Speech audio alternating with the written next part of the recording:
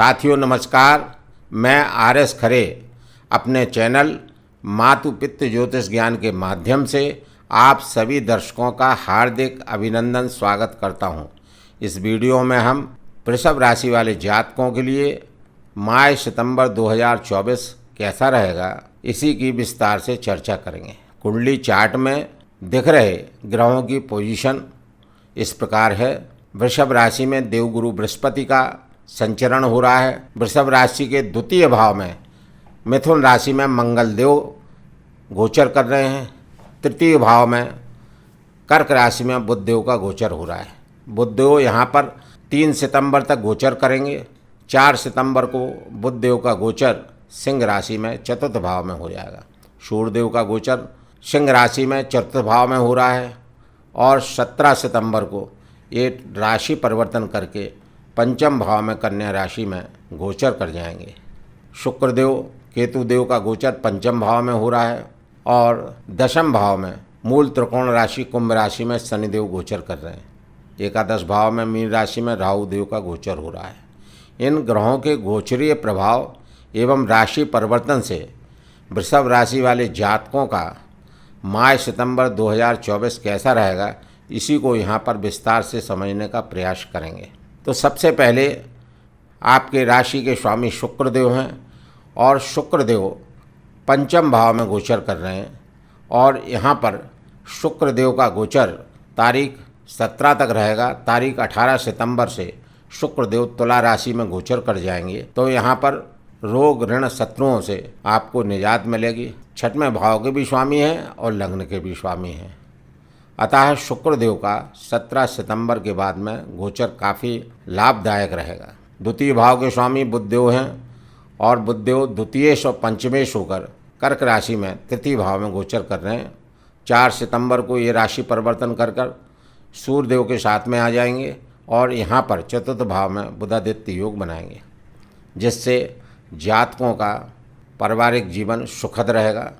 भूमि भवन के कार्यों से लाभ होगा और सूर्यदेव की सप्तम दृष्टि आपके करियर भाव पर रहेगी, जिससे आपके कर्म भाव की उन्नति होगी। यदि आप सरकारी नौकरी में कार्य कर रहे हैं तो पद प्रमोशन के लाभ आपको मिलेंगे। प्राइवेट कोई भी जॉब कर रहे हैं तो उसमें भी आपको उन्नति देखने को मिलेगी। यदि आपका कोई व्यापार चल रहा है तो धन के अनेक जगहों से आपको लाभ प्राप्त होंगे।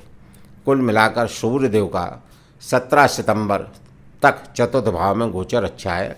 फिर सूर्यदेव ट्रांजिट कर जाएंगे पंचम भाव में और यहाँ अपने मित्र बुध के घर में इनका गोचर होगा और 23 सितंबर से बुधदेव भी पंचम भाव में गोचर करेंगे। तो यहाँ भी बुधादित्य योग बनेगा। चूँकि पंचम भाव में बुध का भी गोचर होगा और सूर्यदेव का भी गोचर होगा, आपकी शिक्षा अच्छी रहेगी, आपके संतान की शिक्षा अच्छी रहेगी। यदि आप किसी भी प्रेम प्रसंग में हैं तो आपके संबंध मधुर बने रहेंगे। और चूँकि देवगुरु बृहस्पति की सप्तम दृष्टि आपके दाम्पत्य जीवन पर रहेगी तो आपका प्रेम प्रसंग विवाह में भी बदल सकता है। उसके बाद में चतुर्थ भाव के स्वामी सूर्यदेव है और सूर्यदेव जैसा मैंने पूर्व में बताया 17 सितंबर तक चतुर्थ भाव में ही गोचर कर रहे हैं। स्वक्षेत्री होकर गोचर हो रहा है। तो यह सूर्यदेव का गोचर 17 सितंबर तक आपके लिए काफ़ी अच्छा है। 17 सितंबर के बाद में पंचम भाव में बैठेंगे तो शिक्षा के हिसाब से भी काफ़ी अच्छा है। शुक्रदेव के बारे में मैं बता ही चुका हूँ। मंगल देव की बात करते हैं तो मंगल देव वृषभ राशि वाले जातकों के द्वितीय भाव में संचरण कर रहे हैं, गोचर कर रहे हैं और ये चतुर्थ दृष्टि से आपके पंचम भाव को देखेंगे, जो कि आपके संतान का भाव है, शिक्षा का भाव है, प्रेम प्रसंग का भाव है, राजनीति का भाव है और आपकी मनोकामनाओं की इच्छा पूर्ति का भी भाव है। तो मंगल देव की दृष्टि होने से आपको काफ़ी लाभ देखने को मिलेगा। यहाँ पर आपको थोड़ा सा अपने कार्यस्थल पर फोकस करना पड़ेगा।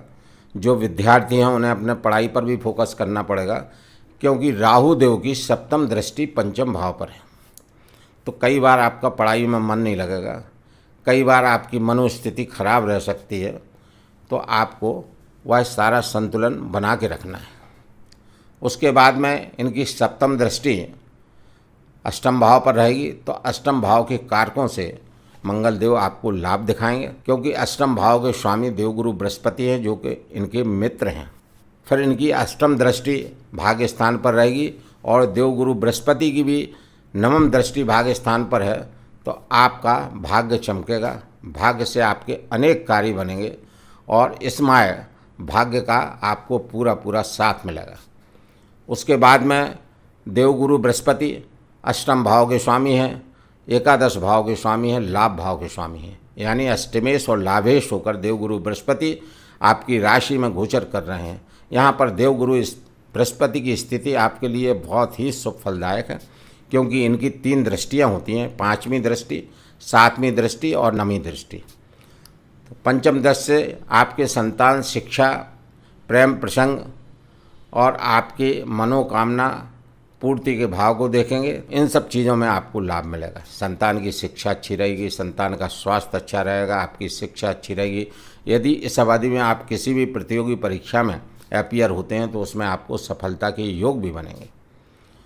प्रेम प्रसंग में है तो देवगुरु बृहस्पति की कृपा से आपके शादी के भी योग बन सकते हैं, विवाह के भी योग बन सकते हैं। देवगुरु बृहस्पति की सप्तम दृष्टि आपके दाम्पत्य जीवन भाव पर है, आपके रोजगार भाव पर है, तो आपका रोजगार अच्छा चलेगा, आपका वैवाहिक जीवन अच्छा रहेगा। जिन लोगों की शादी नहीं हुई उनकी शादी बनने के योग बनेंगे, और जो लोग पार्टनरशिप में कोई भी रोजगार कर रहे हैं तो उनको पार्टनरशिप से भी लाभ मिलेंगे और उनका धंधा अच्छा चलेगा। देवगुरु बृहस्पति की कृपा आप पर भरपूर रहेगी।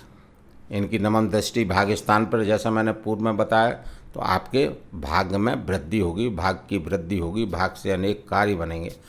क्योंकि यहाँ पर भाग्येश शनिदेव भी हैं और शनिदेव भाग्येश होकर अपनी मूल त्रिकोण राशि कुंभ राशि, जो इनकी अति प्रिय राशि है, उसमें दशम भाव में बैठे हुए हैं।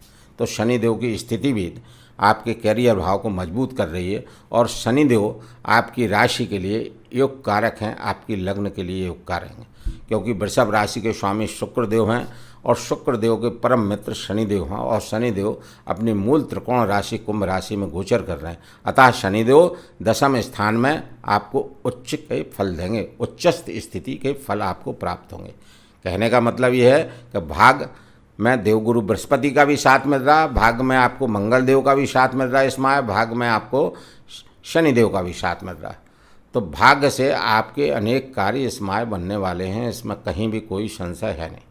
क्योंकि कर्म स्थान के मालिक शनि हैं और कर्म स्थान में बैठे हैं और शनि स्थान बली होते हैं, तो आपका कार्य क्षेत्र भी मजबूत रहेगा।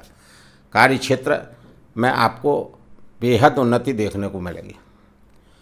एकादश भाव में राहु देव का संचरण हो रहा है, तो चूँकि 3, 6, 11 भाव में राहु देव शुभ फल देते हैं, तो यहाँ पर राहु देव से आपको बेहद लाभ देखने को मिलेंगे, यानी अनेक जगहों से धन के लाभ प्राप्त होंगे।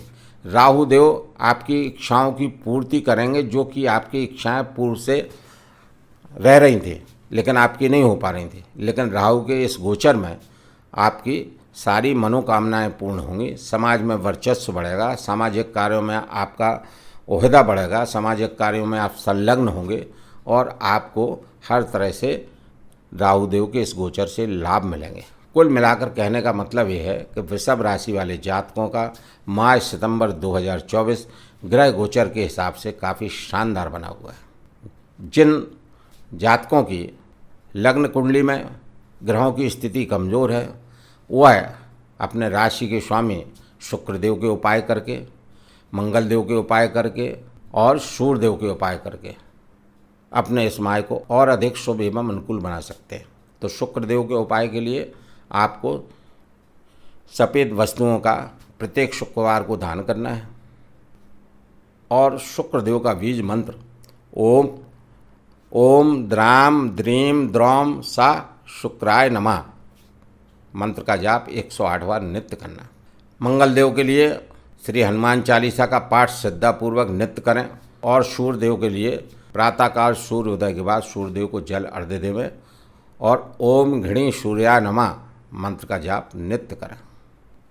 बताए गए इन उपायों को यदि आप करते हैं तो यह माह आपके लिए अधिक शुभ फलदायक रहेगा। आपको अधिक शुभ फल प्राप्त होंगे, आपकी उन्नति होगी और आपके लिए अनुकूल रहेगा। यहाँ पर मैं अपने प्रिय दर्शकों से विनम्र अनुरोध करता हूँ कि यदि मेरे द्वारा इस वीडियो में बताई गई जानकारी आपको अच्छी लगी हो तो आप चैनल को लाइक, सब्सक्राइब एवं शेयर करना ना भूलें। धन्यवाद।